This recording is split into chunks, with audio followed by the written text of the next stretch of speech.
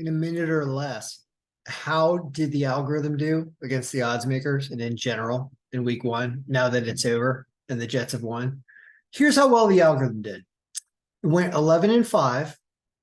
It picked 5 underdogs, being Cleveland, the Giants, the Jets, the Raiders, and the Lions. It won 4 of those underdogs for 4-1 record against the odds makers straight up. And on top of that, the games that lost that the odds makers had as the 4th and 5th best pick respectively, being Minnesota and Seattle, we had them way down here as the 12th and 15th pick. They ended up losing. Chargers lose an immensely close one with a lot of points, and the Bears were screwed up because we hardly had anybody on the Packers with any rating. So this is kind of my fault for not putting more in here for the Packers. But that's what happened. The algorithm just annihilated the odds makers. It got very close on a lot of points. It just does amazing things.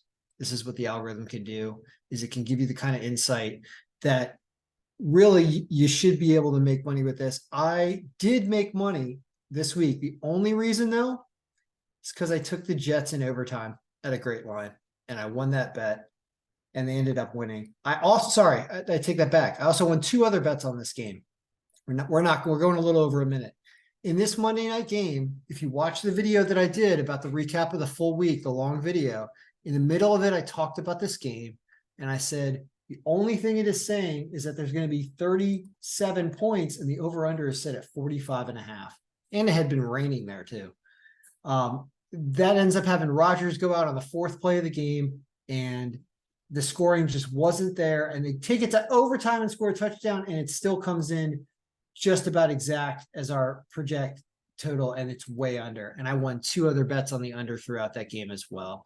So when we put in a lot of effort, it ends up doing amazing things because it gets as much as it can. It gets everything that's relevant, we would think, in terms of stats and ratings, and it rolls it all together and does something great. So week one is a success. I said I was only going to call it a success if these 5 teams won. I'm calling it a success because all around it just did. The only things that were ridiculous were the Giants game and sort of the Rams Seahawks game. Something happened here and the Rams got better.